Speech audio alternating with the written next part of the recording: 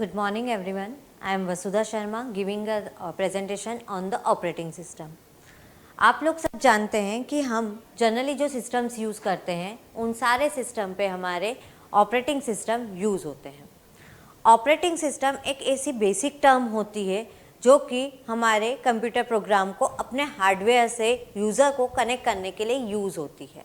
अगर हम बात करते हैं कि ऑपरेटिंग सिस्टम की डेफिनेशन क्या होती है, तो the operating system is the most important program that run on the computer, क्योंकि विदाउट ऑपरेटिंग सिस्टम हम हमारे किसी भी प्रोग्राम को सिस्टम पे रन नहीं कर सकते। ऑपरेटिंग सिस्टम एक इंटरफेस प्रोवाइड कराता है जो कि कंप्यूटर और यूज़र के बीच में इंटरेक्ट करने का काम करता है। आप एक डायग्राम देख रहे होंगे, उसमें हमारी डिफरेंट लेयर्स बनी हुई है। यूज़र्स है, यूज़र्स अगर कोई सिस्टम की एप्लीकेशन को यूज़ करना चाहता है, उस एप्लीकेशन को यूज़ करने के लिए वो एक हार्डवेयर टर्म का यूज़ कर रहा है, तो वो एप्लीकेशन और हार्डवेयर दोनों के बीच में जो कनेक्टिविटी करवा रहा है वो बेसिकली हमारा ऑपरेटिंग सिस्टम कनेक्ट करवाता है। देन अगर हम बात करते हैं कि ऑपरेटिंग सिस्टम करवाता है, तो ऑपरेटिंग सिस्टम अलग अलग चीज़ों के अलग अलग सेक्टर्स के लिए अलग अलग टाइप के ऑपरेटिंग सिस्टम को डिज़ाइन किया गया है। उन्हीं के थ्रू हम अपने वर्क को परफॉर्म करा सकते हैं। सबसे पहले आता है हमारा batch operating system. Batch operating system में जो हमारे छोटे प्रोग्राम्स होते हैं वो प्रोग्राम्स एक सीक्वेंस में रन होते हैं। सपोज़ मुझे अगर कोई 4 काम करना है तो वो 4 काम जो रहेगा वो 1 to 1 to 1 to करके 4 अलग अलग सीक्वेंस में काम करेगा। देन हमें आउटपुट जनरेट होगा। इसमें कोई मैनुअली इंटरवेंशन नहीं होता है। क्यों? क्योंकि ऑपरेटिंग सिस्टम एक सॉफ्टवेयर है और उस सॉफ्टवेयर के थ्रू हम उसका यूज़ कर सकते हैं। अब बात आती है कि मैंने 4 मॉड्यूल को अपने सिस्टम को यूज़ करने को दे दिया, तो कौन सा मॉड्यूल किस टाइम पे कितने देर के लिए यूज़ करेगा, तो उसके बेनिफिशियल के लिए मैंने टाइम शेयरिंग ऑपरेटिंग सिस्टम को डिज़ाइन किया गया है। उसमें पर्टिकुलरली हर एक प्रोसेस को कुछ टाइम अलॉटमेंट दिया जाता है और उस टाइम अलॉटमेंट के थ्रू हम उसका यूज़ कर सकते हैं कि पर्टिकुलरली ये टास्क किसी रिसोर्स का यूज़ क्या कर सकते हैं। रिसोर्सेस हमारे कुछ भी हो सकते हैं, कुछ हमारे हार्डवेयर प्रिंटर्स हो सकते हैं, स्कैनर्स हो सकते हैं, कीबोर्ड हो सकते हैं, माउस हो सकते हैं। अब जब हमने सिस्टम में अलग अलग टाइम को शेयर कर दिया तो क्या होता है कि पर्टिकुलरली टास्क जो है वो अलग अलग सिस्टम पे डिस्ट्रीब्यूट कर दिया, बट एक सारे काम जब डिस्ट्रीब्यूट होके उनका ओवरऑल रिजल्ट को अगर फैच करना है तो हम एक जगह फैच करके यूज़ करते हैं। तो हमारा third one distributed operating system use होता है, जो कि ग्रुप ऑफ डिफरेंट कंप्यूटर को मैनेज करता है और एक सिंगल सिस्टम पे हमें आउटपुट को शो करता है कि पर्टिकुलरली एक सिस्टम पे हमारा क्या आउटपुट जनरेट होगा। After that network operating system, particularly हमारे सिस्टम पे कई सारे नेटवर्क्स डिफाइन रहते हैं। उन नेटवर्क को कनेक्ट करने के लिए हमें ऑपरेटिंग सिस्टम की रिक्वायरमेंट रहती है। अगर हम बात करते हैं कि हम सब वायरलेस सिस्टम का यूज़ करते हैं, तो वायरलेस सिस्टम को भी कनेक्ट करने के लिए, उनका यूटिलाइज़ करने के लिए हमें ऑपरेटिंग सिस्टम की रिक्वायरमेंट होती है। तो उस ऑपरेटिंग सिस्टम के लिए बेसिकली हमने नेटवर्क ऑपरेटिंग सिस्टम को जनरेट किया गया है। इस ऑपरेटिंग सिस्टम में कॉमन नेटवर्क पे पार्टिसिपेंट यूज़ करता है और डिफरेंट कंप्यूटर पे उसके टास्क को रन करा देता है। अब बात हुई बैच करी, मैनुअली हमने सारा काम कर लिया, टाइम में डिवाइड कर दिया, डिस्ट्रीब्यूट कर दिया, नेटवर्क में यूज़ कर लिया, पर हमारी रियल टाइम एप्लीकेशंस भी यूज़ होती है जो कि हमारे अलग अलग साइंटिस्ट वगैरह यूज़ करते हैं, मिलिट्री में यूज़ होते हैं, अलग जगह यूज़ होते हैं। तो उन लोगों के लिए भी हमने रियल टाइम ऑपरेटिंग सिस्टम बनाया है जो हमारी जॉब को स्ट्रिक्ट टाइम कंस्ट्रेंट पे करता है। अगर हम रॉकेट लॉन्चिंग की बात करते हैं तो रॉकेट लॉन्चिंग में भी हम माइनट सेकेंड का भी डिफरेंस नहीं ला सकते। उसके लिए हमें एक फिक्स ऑपरेशन देना ज़रूरी होता है कि इतने टाइम पे ही वो आउटपुट को जनरेट कर पाएगा। अब बात हुई कि ऑपरेटिंग सिस्टम है, ये डिफरेंट ऑपरेटिंग सिस्टम है, ये डिफरेंट ऑपरेटिंग सिस्टम काम कर रहे हैं, सारी चीज़ें कर रहे हैं, हमने दिया मैनुअली नहीं करना है, सारे प्रोग्राम को एग्जीक्यूशन करना है। तो इन सब टर्म के लिए हमारी जो चीज़ यूज़ होती है वो चीज़ यूज़ होती है प्रोसेस। प्रोसेस जो होती है बेसिकली हमारा लाइट वेट प्रोग्राम होती है। उस लाइट वेट प्रोग्राम के अंदर हम हमारी प्रोसेस को बेसिकली रन कराते हैं। अब कोई भी प्रोसेस अगर हमारी लाइट वेट प्रोग्राम को रन कर रही है तो उस प्रोग्राम को रन करने के लिए बेसिकली उसकी कुछ आइडेंटिफिकेशन भी होना ज़रूरी होती है। तो अगर प्रोसेस की डेफिनेशन कहे तो सबसे पहली लाइन आती है कि a program is a execution process execution must be progress in a sequential fashion, मतलब डिफरेंट प्रोग्राम को अगर मुझे रन करना है तो वो एक सिक्वेंशियल मैनर में ही रन हो पाएंगे, अदरवाइज वो रन नहीं हो पाएंगे और हमें मैशी आउटपुट जनरेट होगा। डायनामिक नेचर में होता है। डायनामिक नेचर में मतलब क्या होता है कि कुछ भी हम स्टैटिक टास्क परफॉर्म नहीं करा रहे हैं, डायनामिकली कोई टास्क आया, रन हुआ, आउटपुट को जनरेट करा और अपने प्रोसेस को आगे बढ़ाया। Process is a created during the execution at it loaded directly into the main memory. Process जो होती है वो मेन मेमोरी से डायरेक्ट काम करती है, उस मेन मेमोरी के बेस पे काम करके हमें आउटपुट को जनरेट करके आउटपुट प्रोवाइड कराती है। प्रोसेस ही has it own control system known as the process control box. अब ऑपरेटिंग सिस्टम पे जब हमारी मल्टीपल प्रोसेस रन हो रही है तो मल्टीपल प्रोसेस को रन होने के टाइम पे हमें उन्हें मैनेज भी करना पड़ता है, तो उसको हम पर्टिकुलरली मैनेज पीसीबी के थ्रू करते हैं, process control block. Process control block हमारी बेसिक सारी इंफॉर्मेशन को स्टोर करके रखता है। प्रोसेस कंट्रोल ब्लॉक्स का जो डायग्राम होता है वो इस तरह से हमारे पीपीटी पे शो हो रहा है। सबसे पहले इसमें आता है कि प्रोसेस की स्टेट शो होती है, तो प्रोसेस की स्टेट को समझने के लिए हम देखेंगे कि प्रोसेस स्टेट होती क्या है। अब कोई प्रोसेस जब भी रन होती है तो वो अलग अलग स्टेट पे परफॉर्म होती है। एक पॉइंट होता है न्यू। न्यू मतलब होता है कि जब भी कोई प्रोसेस क्रिएट हुई है, it is called the new process. वो प्रोसेस क्रिएट होके रन होने के लिए तैयार हुई है, तो जहाँ पर प्रोसेस का क्रिएशन होता है वो स्टेट कहलाता है कि हमारा न्यू स्टेट पे प्रोसेस रखी गई है। देन प्रोसेस अपना काम शुरू करती है करना, तो वो स्टेट हमारी बेसिकली कहलाती है running state. Running state instruction are being executed. जो भी प्रोसेस क्रिएट हुई है उस क्रिएट होने पे उसे क्या काम दिया गया है उसको एग्जीक्यूट करने के लिए हम रनिंग प्रोसेस का यूज़ करते हैं। अब क्या होता है कि मेरा जो सिस्टम है वो प्रिंट आउट का काम कर रहा है। एक प्रोसेस प्रिंट आउट से प्रिंट आउट निकाल रहा है और दूसरी इंस्ट्रक्शन आई है, तो प्रिंट आउट निकालने के लिए मेरी जो प्रिंट आउट की एक टेबल बनी हुई दिखती है प्रिंटर के इसमें स्टोरेज में, उसमें दिखाता है कि अभी P1 हमारा प्रिंट आउट निकाल रहा है, बट P2 आ गया सेम टाइम पे। पर P2 को एक साथ तो हम दो प्रिंट एक साथ एक ही सिस्टम पे तो निकाल नहीं सकते, तो उसके इस पे उसको कहीं ना कहीं वेट करना पड़ता है। उस वेट करने वाली प्रोसेस को हम जो स्टेट पे डिफाइन करते हैं वो स्टेट बेसिकली हमारी वेटिंग स्टेट डिफाइन होती है। वेटिंग स्टेट के बाद में जब वो वेट कर लिया, उसको हमारा आइडियल सिस्टम मिल गया, आइडियल सिस्टम के बाद वो वापस से रन होने के लिए आने लगा, तो वो वापस से रेडी हो जाता है कि अब मैं वापस से रेडी हूँ और अपने प्रोसेस टास्क को करने के लिए, कंप्लीट करने के लिए रेडी हूँ। यहाँ पर जब हमारी रनिंग हो रही थी तो रन होने के बाद कहीं ना कहीं प्रोसेस का एक एंड अप टाइम भी आता है, तो वो कहीं ना कहीं काम फिनिश करके बाहर जाती है। तो लास्ट हमारा जो पॉइंट होता है वो पॉइंट होता है टर्मिनेट, कि प्रोसेस ने अपना टास्क कंप्लीट करा और कंप्लीट करके वो टर्मिनेट होके बाहर आ गई। तो सबसे पहले आता है पॉइंट न्यू, जो कि प्रोसेस को क्रिएशन का काम कर रहा है। रनिंग, जो कि इंस्ट्रक्शन को एग्जीक्यूट करने का काम कर रहा है। वेटिंग, वेटिंग में हमारा इवेंट ऑकर हो रहा है जो कि वेट करने के लिए आइडल करके रखा हुआ है। रेडी में कि वेटिंग स्टेट से अब वो वापस से टास्क को परफॉर्म करने के लिए प्रोसेसर उसको मिल गया है और वो अपना टास्क कर सकता है। लास्ट वन आता है टर्मिनेट, जब वो अपना काम करके बाहर जाने के लिए रेडी है कि मेरा एग्जीक्यूशन कंप्लीट, देन मैं उसके लिए बाहर जाऊंगा।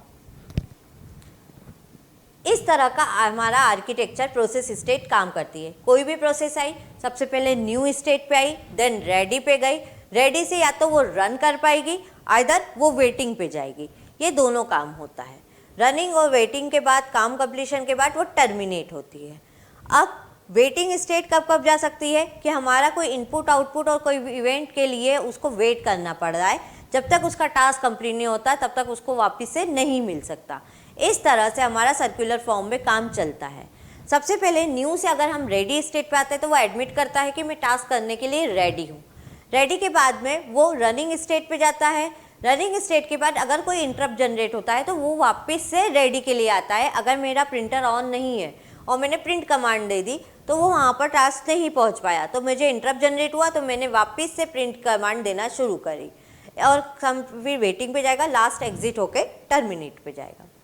तो प्रोसेस कंट्रोल बॉक्स में जो सबसे पहला ब्लॉक आता है प्रोसेस स्टेट, प्रोसेस स्टेट में बेसिकली ये पांचों स्टेट यहाँ पर डिफाइन होती है कि वो इन्फॉर्मेशन रखता है कि पर्टिकुलर प्रोसेस इन पांचों स्टेट में से किसके पास वहाँ पर स्टोर गया है। अब बात आती है प्रोग्राम काउंटर की। प्रोग्राम काउंटर क्या कर रहा है? Program counter the address of the following instruction to be executed from memory is store in the CPU register called the program counter. मेरी कोई इन्फॉर्मेशन रनिंग कर रही है, आउटपुट जनरेट कर रही है, आउटपुट जनरेट करके आउटपुट को प्रोसेस करवा रही है। इन सारी इन्फॉर्मेशन को प्रोग्राम काउंटर अपने पास रखता है कि कौन सी प्रोसेस कब एग्जीक्यूट हो रही है, कहाँ चल रही है, कैसे चल रही है, क्या चीज़ें कर रही है। नेक्स्ट आता है CPU register. Process is running state here where the content of the process register are kept. Information उसकी कहाँ स्टोर रहेगी? टेम्परेरी सीपीयू के रजिस्टर के अंदर। देन अकाउंटिंग होती है कि कब कौन सी प्रोसेस सीपीयू लेगी, कहाँ टाइम शेयर होगा, कैसे प्रोसेस रियल टाइम करेगी, जॉब प्रोसेस कैसे होगी, मेमोरी का मैनेजमेंट कैसे होगा और इनपुट आउटपुट इन्फॉर्मेशन कैसे काम करेगी।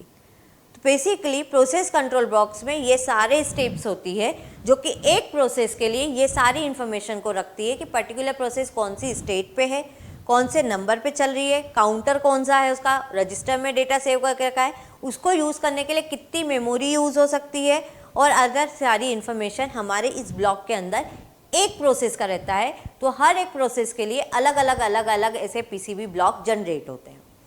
जब ऐसे अलग अलग हमारे पीसीबी ब्लॉक जनरेट होते हैं तो क्या है, सपोज यहाँ पर एक एग्जाम्पल शो हो रहा है, प्रोसेस P0 है और प्रोसेस P1 है।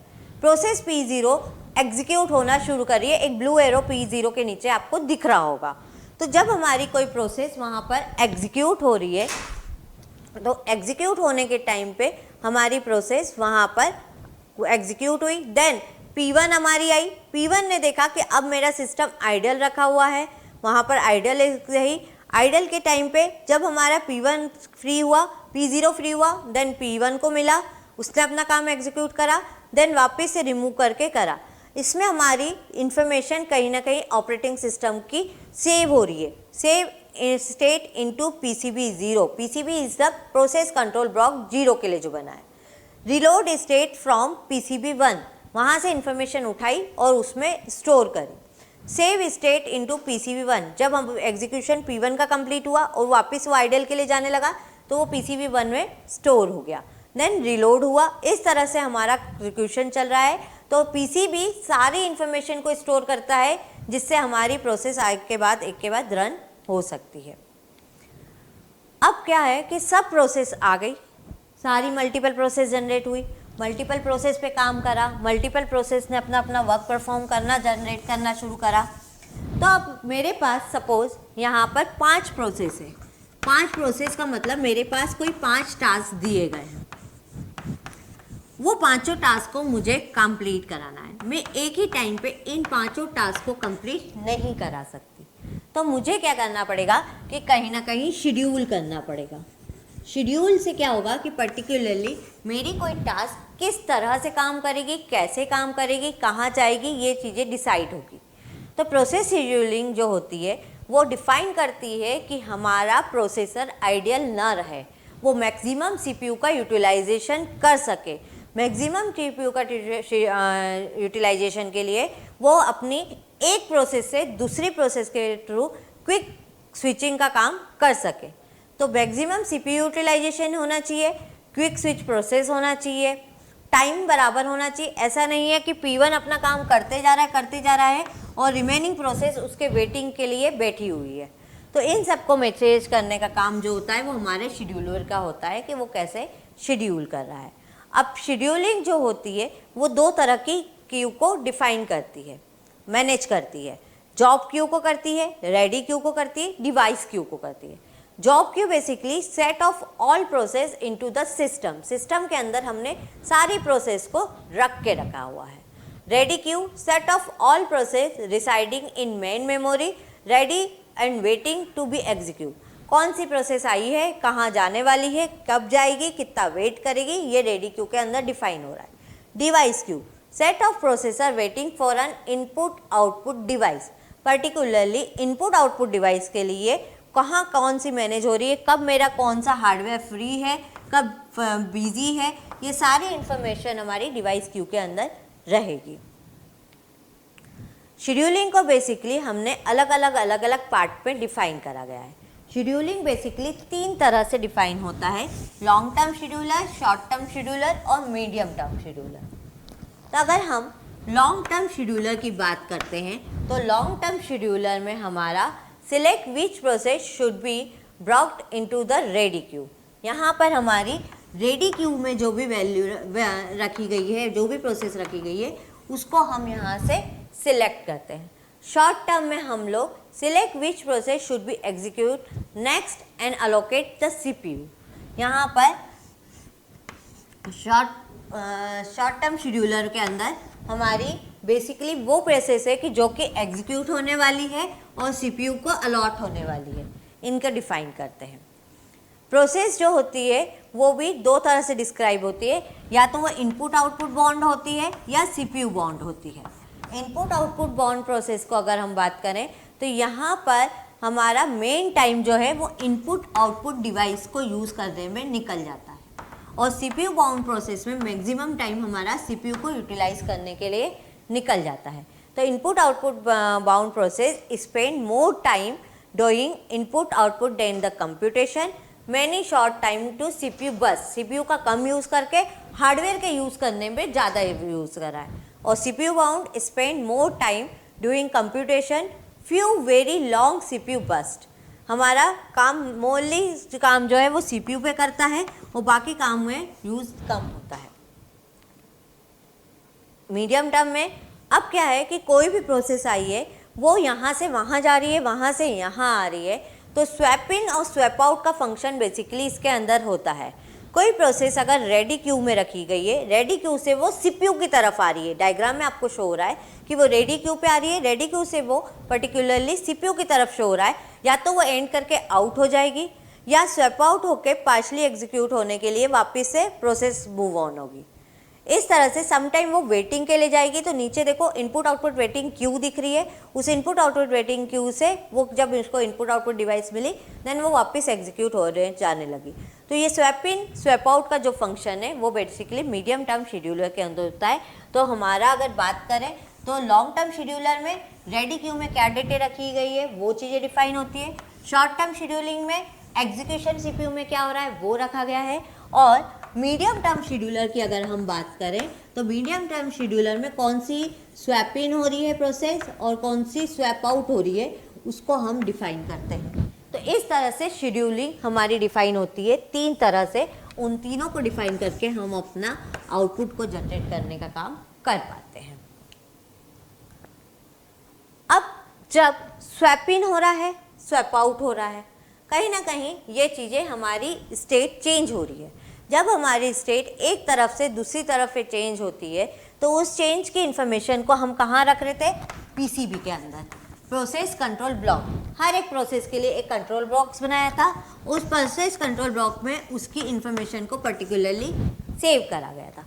अब प्रोसेस स्वैप इन हुई, यहाँ से स्वैप आउट हुई, फिर स्वैप आउट हुई, स्वैप इन हुई। इस तरह की इंफॉर्मेशन के लिए हमने जो टर्म यूज़ करी गई है वो बेसिकली टर्म हमारी यूज़ हुई है कंटेक्स्ट स्विचिंग। कंटेक्स्ट स्विचिंग, जो कि हम इधर से उधर मूविंग का काम जो कर रहे हैं, वो टर्म बेसिकली हमारी ऑपरेटिंग सिस्टम के लिए यूज़ होती है, वो कहलाती है context switching. When CPU switch to another process the system must save the state of old process. यहाँ से अगर हमारी P1 रन हुई, P1 रन होने के लिए आई तो P0 की स्टेट पे ये स्वैप आउट होके इंफॉर्मेशन स्टोर हुई। Must save old process and load the save state to the new process. अब यहाँ पर इसको रन करने के लिए स्वैप इन करा और इसको करने के लिए हमने स्वैप आउट किया। तो ये स्वैप आउट की इंफॉर्मेशन पीसीबी 0 में रही और यहाँ पर बेसिकली स्वैप इन की इंफॉर्मेशन पीसीबी 1 में सेव रही। तो ये जो इन्फॉर्मेशन है बेसिकली जो सेविंग का काम चल रहा है और जो स्विचिंग का काम चल रहा है वो टर्म हमारी यूज़ होगी कंटेक्स्ट स्विचिंग, जो कि प्रोसेस को इधर से उधर, उधर से इधर इनको बेसिकली स्विच करेगी। अब हमारा आता है शेड्यूलिंग क्राइटेरिया। हमने समझ लिया कि शेड्यूलिंग क्या है। प्रोसेस को वर्क कराने के लिए हमने जो टर्मिनोलॉजी यूज़ करी बेसिकली वो शेड्यूलिंग कहलाई। शेड्यूलिंग के टाइप्स भी देख लिए, जिसमें हमारी लॉन्ग टर्म, मीडियम टर्म और शॉर्ट टर्म 3 तरह की चीज़ें होंगी। अब शेड्यूलिंग में हम जो क्रिएट करते हैं, सबसे पहले देखते हैं performance criteria. Performance criteria, what do we want from our scheduling algorithm. हमारी शेड्यूलिंग एल्गोरिथम से हम हमारे सिस्टम का कितना बेस्ट परफॉर्मेंस प्रोवाइड करा सकते हैं, वो क्राइटेरिया जो मेज़र होता है वो हमारा परफॉर्मेंस क्राइटेरिया के अंदर होता है। सेकेंड होता है यूटिलाइजेशन।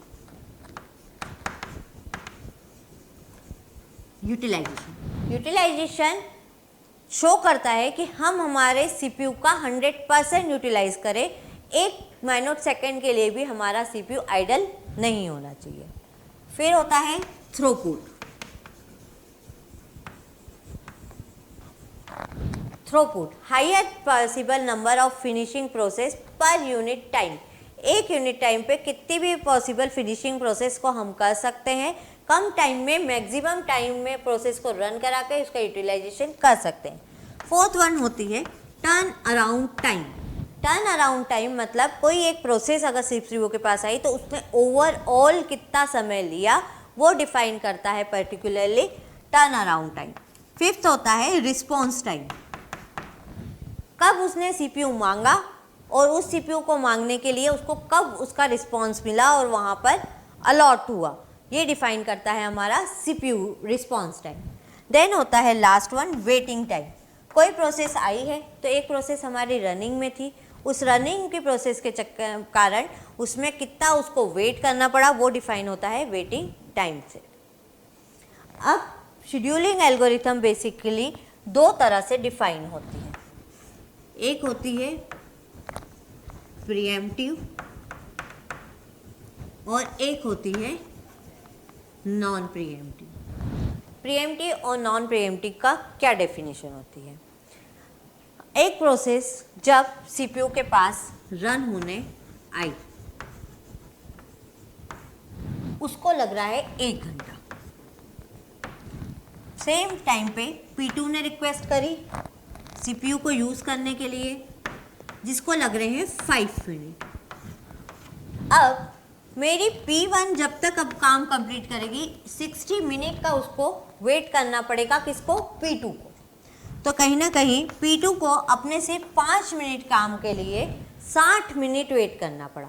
तो ये चीज़ हमारे लिए कहीं ना कहीं प्रोसेस को बहुत मैक्सिमम टाइम हम वेटिंग स्टेट पे रख रहे हैं। वेटिंग स्टेट पे रखना मतलब मेमोरी का यूटिलाइजेशन भी ज़्यादा टाइम के लिए हो रहा है। तो उस केस में हमने प्रीएम्प्टिव कंडीशन को जनरेट किया। प्रीएम्प्टिव कंडीशन में कुछ कंडीशनें जनरेट करी, उसके अकॉर्डिंग हम इसका काम बीच में स्टॉप करके इसको अलॉट किया। अलॉट करने के बाद इसका काम फिनिश होने पे वापस इसको मूव ऑन किया। बट नॉन प्रीएम्प्टिव कहता है कि अगर मैंने प्रोसेस ने एक बार सीपीयू को पकड़ लिया तब तक उसका काम कंप्लीट नहीं होगा, वो सीपीयू को बीच में रिलीज नहीं करेगा। क्यों? क्योंकि जैसे हम देखते हैं कि हमारे कुछ टास्क ऐसे होती है कि जिसमें हमें हमारा सीपीयू का पूरा यूटिलाइजेशन करना ज़रूरी होता है। तो उस यूटिलाइजेशन को करने के लिए हम बीच में ब्रेक नहीं कर सकते प्रोसेस को। तो उस केस में नॉन प्रीएम्प्टिव तरह की कंडीशन जनरेट होती है। सम टाइम होता है starvation. A situation that arise when a process never get to the CPU. उसको सीपीयू मिला ही नहीं, तो वो कंडीशन हमारी स्टरवेशन की कंडीशन कहलाती है। प्रीएम्प्टिव का डेफिनेशन अगर जनरल लैंग्वेज में समझे तो अगर मुझे बीच में कम टाइम के लिए किसी और प्रोसेस को चाहिए तो मैं मेरा काम होल्ड पे करके पहले उसको यूज़ करने दे दूंगी और अपना बीच काम बाद में कंटिन्यू करूँगी। नॉन प्रीएम्प्टिव बोलेगा नहीं, मैंने सीपीयू ले लिया, जब तक मेरा काम कंप्लीट नहीं होगा कितनों को वेट करना मुझे कोई मतलब नहीं, मैं पूरा वेट करवा के रहूँगा। स्टरवेशन मतलब मुझे सीपीयू मिला ही नहीं, मैं वेट ही करते रहेगी प्रोसेस, तो उसको सीपीयू का अलॉटमेंट हुआ ही नहीं। अब प्रीएम्प्टिव और नॉन प्रीएम्प्टिव के टर्म में हमारी शेड्यूलिंग एल्गोरिथम को अलग अलग फंक्शनलिटी से हमने डिवाइड कर दिया। अलग अलग फंक्शनलिटी में सबसे पहले आई FCFS, first come first serve, पहले आओ पहले पाओ। ये होता है नॉन प्रीएम्प्टिव का एग्जाम्पल।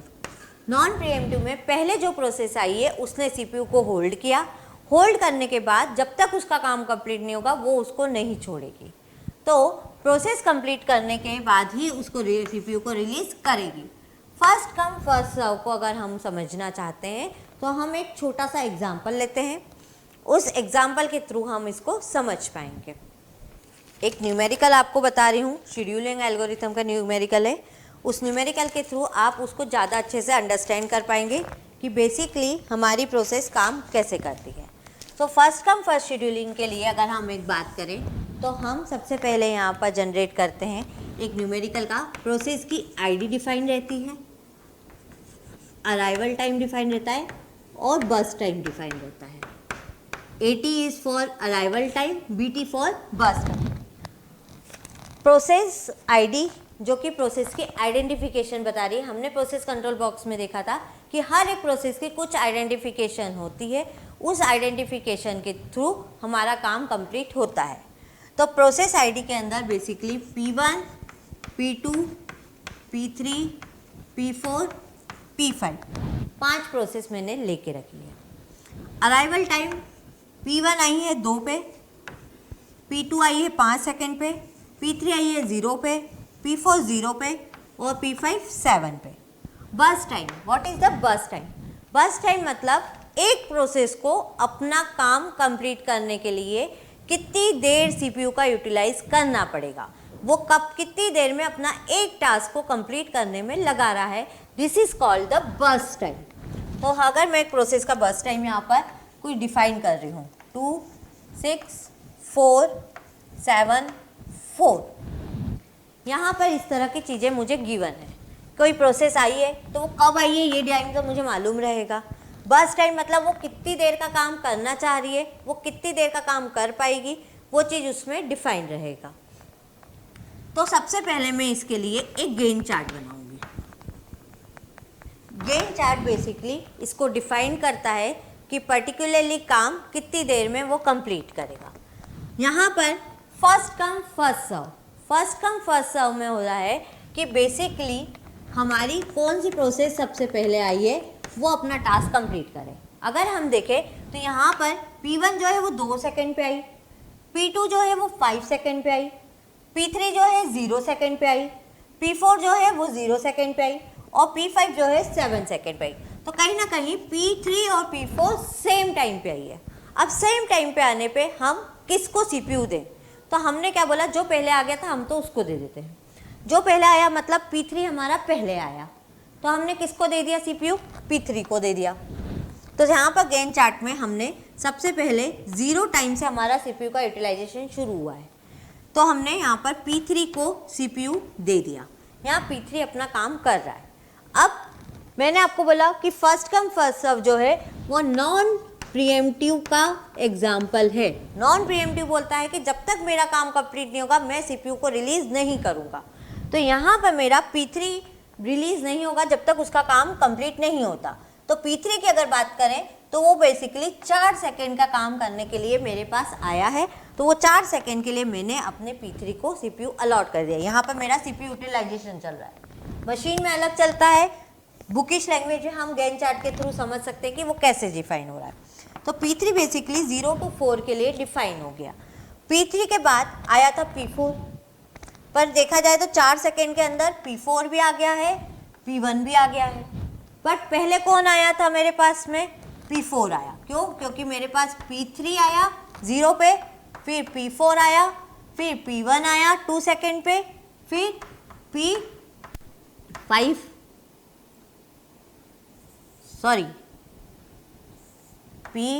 आया, फिर P2 आया, देन P6 आया। इस सीक्वेंस में मेरी प्रोसेस आई है, तो मुझे जो है CPU को इसी सीक्वेंस में देना पड़ेगा। क्यों? क्योंकि मेरा अराइवल टाइम डिफाइन है, उस अराइवल के टाइम पे ये प्रोसेस मेरी इस टाइम पे आई है, तो मैंने इसको दिया। P3 के बाद काम कंप्लीट करने के बाद मुझे CPU P4 को देना है। P4 को मैंने यहाँ पर CPU दे दिया। P4 को काम करने में 7 सेकेंड लग रहे हैं। 4 पे मिला, 7 सेकेंड का काम हुआ, प्लस हो जाएगा 7, 8, 9, 10, 11, पर्टिकुलरली 11 सेकेंड के लिए ये यहाँ पर मिल गया। देन मेरे पास आया P1, P1 का काम 2 सेकेंड का था मतलब 13। फिर मेरे पास आया P2, P2 आया, P2 ने 6 सेकेंड में करा मतलब 19। फिर मेरे पास जो आया लास्ट में P6, P6 जब मेरे पास में आया P5, सॉरी यहाँ P5 आएगा, लास्ट में मेरा P5 आया। P5 के लिए 4 सेकेंड का हुआ तो मैंने 19, 20, 21, 22, 23, टोटल टास्क मेरा 23 सेकेंड में मैंने पांचों प्रोसेस को CPU दिया, पांचों प्रोसेस को अपने फर्स्ट कम फर्स्ट सर्व की मेथड से डिफाइन करके CPU का यूटिलाइजेशन करा। अब मैंने अभी देखा था कि कोई भी कैलकुलेशन को मेज़र करने के लिए बेसिकली मैं उसका टर्न अराउंड टाइम को कैलकुलेट करती हूँ। यहीं पर हम इस टेबल को आगे मूव ऑन करते हैं। इस टेबल में हम लोग यहाँ पर टर्न अराउंड टाइम कैलकुलेट करते हैं। पर अगर बात करें कि टर्न अराउंड टाइम होता है तो टर्न अराउंड टाइम का एक फॉर्मूला डिफाइन होता है। फॉर्मूला कहता है completion time minus arrival time. What is the completion time? Completion मतलब एक प्रोसेस ने काम कितनी देर में कंप्लीट किया, तो वो कंप्लीशन टाइम हुआ, माइनस अराइवल टाइम। ये इस फॉर्मूले से हमारा टर्न अराउंड टाइम कैलकुलेट होता है। तो अगर मैं बात करूँ P1 की, यहाँ पर मैं P1 की कंप्लीशन टाइम निकालती हूँ, तो कंप्लीशन टाइम P1 का निकाला, P1 ने 13 पे काम कंप्लीट करा। ठीक, इसको और इजीएस्ट बनाने के लिए यहाँ पर हम सबसे पहले कंप्लीशन टाइम लिख लेते हैं। P1 का कंप्लीशन टाइम है 13, P2 का कंप्लीशन टाइम है 19, P3 का कंप्लीशन टाइम है 4, P4 का कंप्लीशन टाइम है 11, P5 का कंप्लीशन टाइम है 23। अब मैं यहाँ पर अपना टर्न अराउंड टाइम को डिफाइन करती हूँ। Completion time minus arrival time, 13 minus 12 मतलब ये कहीं ना कहीं पूरी प्रोसेस 11 सेकेंड के लिए मेरी CPU के वेटिंग स्टेट और रनिंग स्टेट में काम करी। 19 माइनस 5, 19 माइनस 5 अगर मैं करती हूँ तो मेरा आता है 14, 4 माइनस 0 देन आता है 4, 11 माइनस 0 मतलब 11, 23 माइनस 7 मतलब 16। मतलब P1 total turn around time उसको 11 लगा, P2 total turn around time 14 लगा, P3 total turn around time 4 लगा, P4 टोटल टर्न अराउंड 11 लगा, P5 total turn around time 16 लगा। अब ये तो अपना CPU पे टोटल काम करने के लिए डिफाइन हुआ कि पर्टिकुलरली काम टोटल करने में कितनी देर का लगा। तो उस काम को कंप्लीट करने के लिए बाद में मैंने देखा कि मेरा वेटिंग टाइम क्या बनता है। वेटिंग टाइम क्या होता है? अब वेटिंग टाइम के लिए भी एक फॉर्मूला दिया गया है। यहाँ पर था completion time minus arrival time. Waiting time को निकालने के लिए जो फॉर्मूला दिया है वो दिया है turn around time minus burst time, मतलब कितनी देर उसने वर्किंग करी माइनस टर्न अराउंड टाइम। तो यहाँ पर सिंपली 11 माइनस 2 अगर मैं करती हूँ तो ये आता है 9, 14 माइनस 6 करती हूँ तो यहाँ पर मेरा आता है 8, 4 माइनस 4 मतलब 0, 11 माइनस 7 मतलब हमारा 4, 9, 12। तो कहीं ना कहीं मेरा एक अगर बात करूँ कि मुझे जो प्रोसेस दी थी फर्स्ट कम फर्स्ट सर्व से, फर्स्ट कम फर्स्ट सर्व को मैनेज करने के लिए सबसे पहले मैंने क्या करा, फर्स्ट कम फर्स्ट सर्व में प्रोसेस की आईडी दी हुई थी, आईडी के टाइम पे अराइवल टाइम दिया हुआ था, अराइवल टाइम के बाद में मुझे उसका बर्स्ट टाइम दिया हुआ था, बर्स्ट टाइम के बाद उसका कंप्लीशन टाइम मैंने निकाला, completion time with the help of gain chart मैंने निकाला। गेन चार्ट मतलब मेरा यहाँ पर एक पिक्टोरियल फॉर्म होता है कि CPU कैसे कैसे काम को कर रहा है और कैसे कैसे आउटपुट को जनरेट करने की कोशिश कर पा रहा है। देन कंप्लीशन टाइम निकाला, पूरे टर्न अराउंड टाइम कितना लगा, देन कितना वेटिंग निकला। लास्ट में मैं हर चीज़ का एवरेज टर्न अराउंड टाइम निकालती हूँ और एवरेज वेटिंग टाइम निकालती हूँ। एवरेज टर्न अराउंड टाइम मतलब इन पाँचों को जोड़ के डिवाइड बाय 5। क्यों? क्योंकि मेरे पास 5 प्रोसेस थी, 5 प्रोसेस ने टोटल कितना CPU का यूटिलाइजेशन करा उसका एवरेज टाइम मैंने निकाला तो मेरा निकला 33 divided by 5 equals to 6.6। It's a waiting time. Average turn around time मेरा होता है 56 divided by 5 equals to 11.5। This is normal average method, जो कि मेथड हमारी डिफाइन कर रही है कि एवरेज हम कैसे निकालते हैं। पांचों को जोड़ो और पांचों को डिवाइड कर दो, जितनी प्रोसेस होगी उतनों को जोड़ो और निकाल के हमारा एवरेज वेटिंग टाइम। अगर आपसे कोई कहे कि शेड्यूलिंग एल्गोरिथम, जो कि न्यूमेरिकल पार्ट इंपॉर्टेंट होता है हमारे कोर्स के लिए, उसको समझने के लिए अगर बात करें तो इस तरह के गिवन चार्ट आपको दी हुई रहेगी। तीन चीज़ें देने के बाद आपको ये चीज़ें कैलकुलेट करनी पड़ेगी। कैलकुलेशन के बाद आपको एवरेज वेटिंग टाइम और एवरेज टर्न अराउंड टाइम इसमें निकालना पड़ेगा। ये थी हमारी first method, first come first serve, non preemptive का एग्जाम्पल। अब बात आती है सेकेंड। मैंने स्लाइड में अगर आप देख रहे होंगे तो उसमें आ रही होगी shortage job first. Shortage job first के लिए हम नेक्स्ट एग्जाम्पल को लेते हैं। नेक्स्ट हम देखते हैं हमारा न्यूमेरिकल शॉर्टेज जॉब फर्स्ट, जिसको हम SJF से डिनोट करते हैं। सेम एज इट इज़ हमारे पास प्रोसेस की आईडी दी हुई रहेगी। प्रोसेस आईडी के बाद अराइवल टाइम दिया हुआ रहेगा, फिर हमारा बस टाइम दिया हुआ रहेगा। ये तीन चीज़ें पेपर में न्यूमेरिकल पार्ट में आपको दी हुई रहेगी। P1, P2, P3, P4, P5। Arrival time 1, 3, 6, 7, 9। Then burst time 7, 3, 2, 10, 8। ये हमारा दिया हुआ है। क्या निकालेंगे? सबसे पहले हम बनाएंगे हमारा गेन चार्ट। गेन चार्ट क्या बोलता है? सबसे पहले आई प्रोसेस को CPU दे दो। सबसे पहले प्रोसेस आई, उसको हमने CPU दिया। यहाँ पर 0 से टाइम हमारा शुरू हुआ। एक भी प्रोसेस का अराइवल टाइम देखो कि 0 से कोई आ पा रहा है क्या? नहीं। मतलब कहीं ना कहीं 0 से 1 सेकेंड के लिए मेरा CPU आइडल रहा है। ठीक, फिर मैंने 1 से देना शुरू करा। 1 ने कहा कि मुझे अराइवल टाइम 1 पे है और 7 सेकेंड के लिए P1 को मैंने अलॉट कर दिया। 1 to 7 तो 8 सेकेंड की हुआ। देन अब जब 1 से 8 के बीच में काम चला तो 1 से 8 के बीच में मेरी कौन कौन सी प्रोसेस आ गई? P1 तो रनिंग में थी, ये रनिंग में है,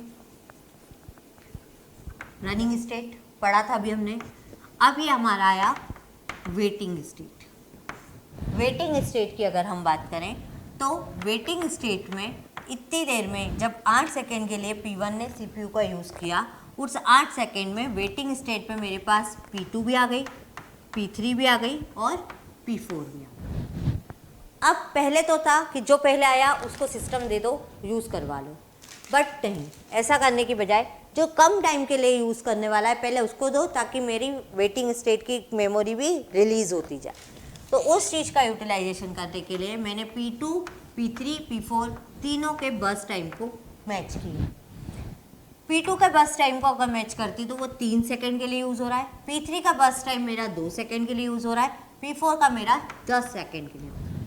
शॉर्टेज जॉब फर्स्ट, जो सिस्टम में कम समय के लिए काम करना चाह रहा है, उस शॉर्टेज जॉब को मैंने CPU अलॉट कर दिया। सब मेरा P3 सबसे कम टाइम के लिए यूज़ कर रहा है, तो मैंने इसके बाद P3 को CPU दे दिया। कितनी देर के लिए दिया? 2 सेकेंड के लिए। 8 सेकेंड रन था, प्लस 10 हो गया। क्लियर है यहाँ तक? देन 10 सेकेंड के अंदर मेरी वेटिंग क्यू में एक और प्रोसेस आ गई P5। इसको तो मिल गया, यहाँ से बाहर हो गई वेटिंग स्टेट। P5 आ गई, P5 आ गई। अब ये बाहर हो गई, ये रनिंग में है। ये चीज़ें किस पे चल रही है? हमारी प्रोसेस स्टेट पे। और कहाँ इन्फॉर्मेशन सेव है इसकी? PCB पे। PC कंसोल कंट्रोल बॉक्स में हर एक प्रोसेस की इन्फॉर्मेशन सेव है।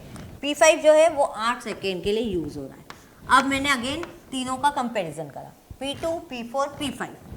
3 सेकेंड के लिए P2 को चाहिए, तो मैंने P2 को दिया, 3 सेकेंड के लिए दे दिया। देन मेरा कौन है? P5 को दे दिया।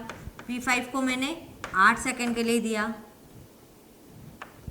फिर मैंने दे दिया अपना P4 को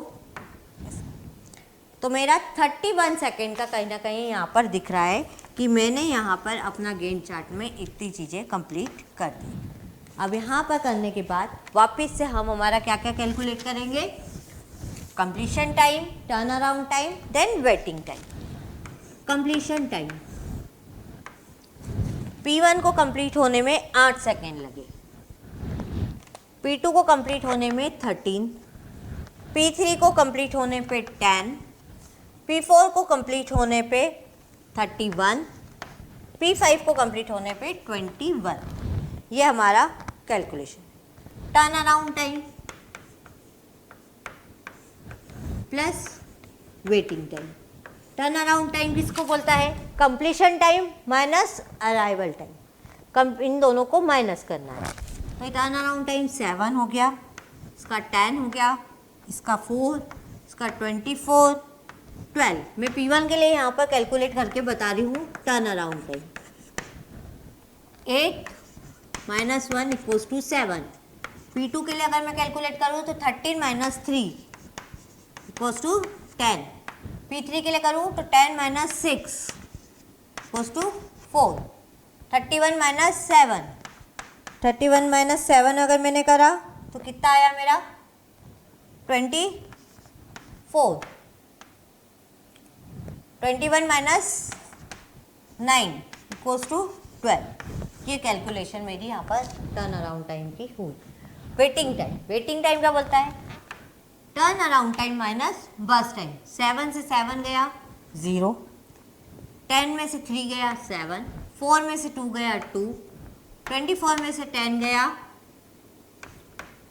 14, 12 में से 8 गया 4। इस तरह से मेरा वेटिंग टाइम कैलकुलेट हुआ।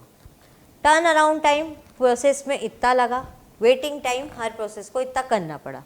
मैं अगर हम देखें P1 आते से सिस्टम को पकड़ लिया था, कोई वेट नहीं करना पड़ा। 1 माइनस 8 करा, उसके बाद हमारा आया कि 7 सेकेंड के लिए इसको वेट करना पड़ा। 7 सेकेंड क्यों आया, क्योंकि ये अलाइव ही 3 सेकेंड पे हुआ। दिख तो डायग्राम में रहा है कि इसको तो 10 सेकेंड का यहाँ पर आया, 10 सेकेंड तक वो बैठा रहा, नहीं, 10 में से 3 सेकेंड पे वो आया था। मतलब यहाँ पर अगर मैं कैलकुलेशन करूँ तो टाइमिंग किस तरह से कैलकुलेशन बनती है, उस कैलकुलेशन में यहाँ पर अराइवल टाइम P2 का यहाँ था, तो मेरी कैलकुलेशन इतने के बीच की ये चीज़। इसी तरह से turn around time, waiting time का एवरेज निकालते हैं, तो पर्टिकुलरली उसका एवरेज जो निकलता है, एवरेज निकल जाएगा इन सबको एड ऑन करके, डिवाइडेड बाय 5 करके हम निकाल देंगे,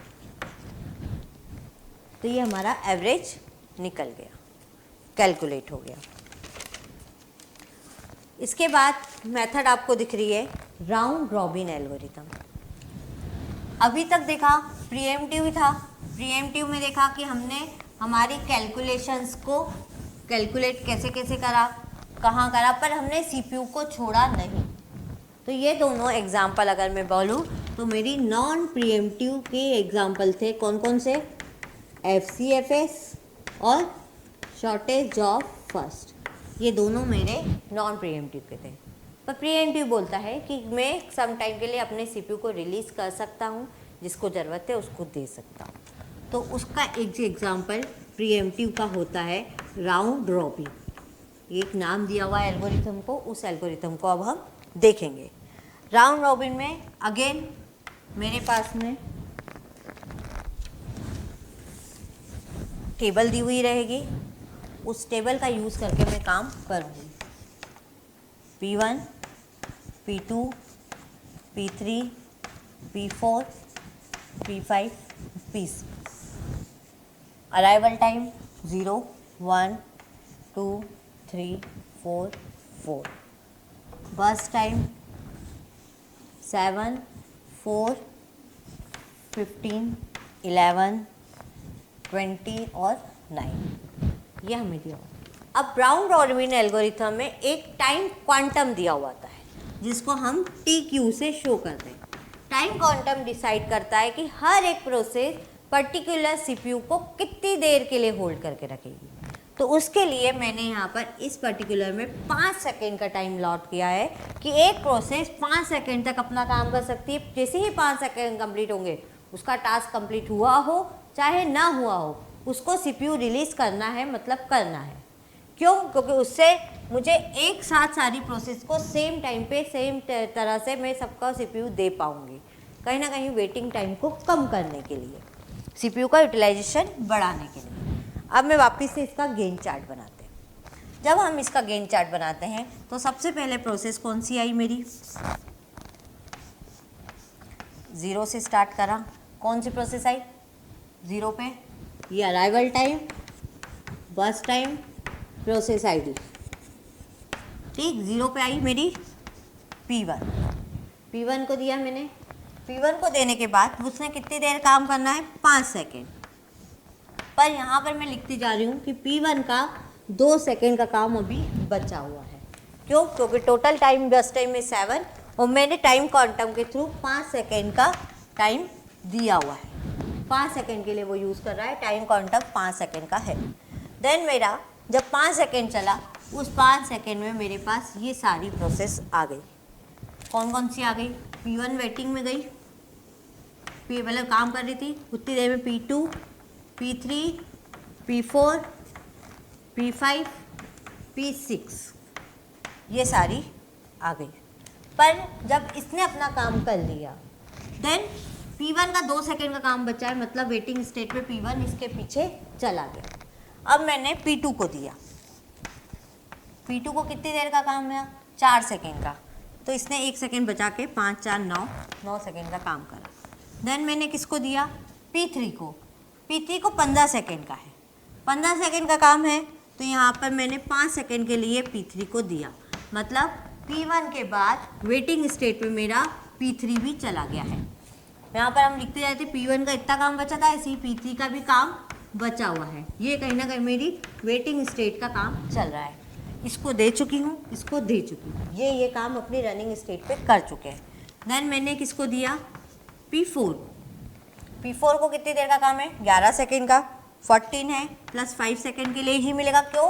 क्योंकि 5 सेकेंड से ज़्यादा CPU को एट ए टाइम में किसी को दे नहीं सकती। 19 हुआ। 19 के बाद में P4 होने के बाद में मेरे पास P5 आया। अब इसका काम बचा हुआ है, मतलब P3 के बाद P4 वेटिंग स्टेट में चला गया है। फिर मैंने किसको दिया? P5 को दिया। P5 को 20 सेकेंड का काम था, 19 है, देन 24 सेकेंड के लिए दिया, मतलब यहाँ पर वापस से मेरी P5 आ गया। देन मैंने P6 को दिया। मैं जिसको कट कर रही हूँ मतलब वो रनिंग स्टेट पे आ गया है और अपना काम करके जा चुका है, और जो आगे लिखती जा रही हूँ मतलब वो वेटिंग स्टेट पे हमारी चल रहा है। कहीं ना कहीं यहाँ पर रनिंग स्टेट डिफाइन हो रही है और ये जो लिखती जा रही हूँ ये आगे मेरी वेटिंग स्टेट डिफाइन हो रही है। 24 आया, 6 को दिया, 24 प्लस 5 करा तो 29 सेकेंड के लिए चला। जब एक सीक्वेंस मेरा कंप्लीट हुआ तो मेरे पास वापस वेटिंग स्टेट पे कौन बैठा हुआ था? P1। P1 का 2 ही सेकेंड का काम बचा था। क्यों? क्योंकि यहाँ पर 5 सेकेंड का काम वो ऑलरेडी कर चुका था, तो मैंने 2 सेकेंड के लिए P1 को दे दिया। P1 के बाद P1 का काम कंप्लीट, P3 को दिया। अब P3 की बात करें, P3 को अगेन 5 सेकेंड के लिए मिलेगा, मतलब 36 में मिलेगा। P3 का 5 सेकेंड पहले मिला था, 5 सेकेंड अभी मिला, मतलब 10 सेकेंड का काम हुआ है। और P3 का 5 सेकेंड का काम अभी भी बचा हुआ है। वापिस से P3 कहाँ चला गया? वेटिंग। देन P4 आया, P4 ने चेक किया 6 सेकेंड का काम बचा हुआ है, मतलब मेरा यहाँ पर P4 को दिया प्लस 5 करा तो यहाँ पर कितना हुआ? 41 करने के बाद वापिस से मेरा P4 वेटिंग स्टेट पे चला गया है। P4 के बाद में मैंने वापस दिया यहाँ पर P5 को दिया। P5 का कितनी देर का काम बचा हुआ है? 20 सेकेंड का। 5 सेकेंड के लिए पहले उसको मिला था, मतलब कहीं ना कहीं 50 सेकेंड का बचा था। अब 10 सेकेंड का इसका वापस से बचा हुआ है, तो 41 प्लस 46, ठीक। देन ये हो गया। P6 की बात हुई, मैं इसको नीचे कंटिन्यू कर रही हूँ। P6 करा, 46 से स्टार्ट था, यहाँ पर 50। क्यों? क्योंकि इसका 5 सेकेंड का हो चुका था और 4 सेकेंड का बचा हुआ था, तो 4 सेकेंड के लिए मैंने CPU यहाँ पर दिया है। 4 सेकेंड से ज़्यादा इसका काम था ही नहीं, तो उसने रिलीज़ कर दिया। P6 के बाद मैंने देखा कि मेरे पास P3 बचा हुआ है, तो मैंने किसको अलॉट करा, P3 को। P3 का काम कंप्लीट होने के बाद मैंने देखा P4 को। P4 का काम होने के बाद मैंने दिया P5। इस तरह से मेरा पूरी waiting state process running state में आके गई। तो राउंड रॉबिन ने क्या करा कि थोड़े टाइम के लिए सिस्टम को होल्ड किया, होल्ड करने के बाद रिलीज़ किया, होल्ड किया, रिलीज़ किया, होल्ड किया, रिलीज़ किया। प्रीएम्प्टिव बोलती है कि हम हमारे सीपीयू का यूटिलाइजेशन सबको इक्वलिटी देना चाहते हैं, मैक्सिमम यूटिलाइज करना चाहते हैं। तो यहाँ पर किसी को भी ज़्यादा देर वेट नहीं करना पड़ा, वेट नहीं करके उसको जल्दी से जल्दी कंप्लीशन करने का काम हो गया। तो इस तरह से हमारा हुआ। अब मैं इसका वापस से क्या कैलकुलेट करूँगी, turn around time plus waiting time. यहाँ पर टेबल कंटिन्यू करती हूँ, turn around time same formula use होगा, waiting time same formula use होगा। मैं डायरेक्ट लिख रही हूँ यहाँ पर टर्न अराउंड टाइम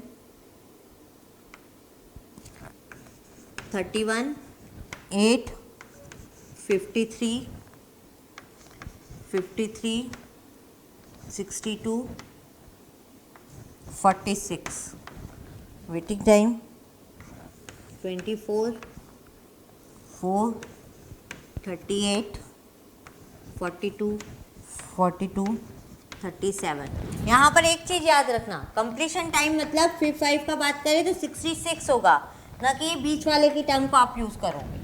ये बीच वाली टर्म वेटिंग में गई है, यहाँ कंप्लीट होके बाहर नहीं गई है, यहाँ पर कंप्लीट हुई है, तो उस कंप्लीशन टाइम को माइनस करना है उनको प्रोसेस के लिए। यहाँ पर राउंड रॉबिन हमारी कंप्लीट होती है। तो आज हमने हमारे इसमें देखा कि ऑपरेटिंग सिस्टम क्या होता है, उनके टाइप्स क्या होते हैं, स्विचिंग कैसे होती है, स्टेट कैसे काम करती है, प्लस एल्गोरिथम के टाइप देखे। एल्गोरिथम में हमने फर्स्ट कम फर्स्ट सर्व देखी, शॉर्ट टर्म जॉब शेड्यूलिंग देखी और राउंड रॉबिन देखी। तीनों में हमने 2 तरह की टाइम को डिफाइन करा कि नॉन प्रीएम्प्टिव कैसे काम करता है और प्रीएम्प्टिव कैसे वर्क करता है। इस तरह से डिफाइन करके हमने सारी चीज़ों को कैलकुलेट किया है। Thank you everyone.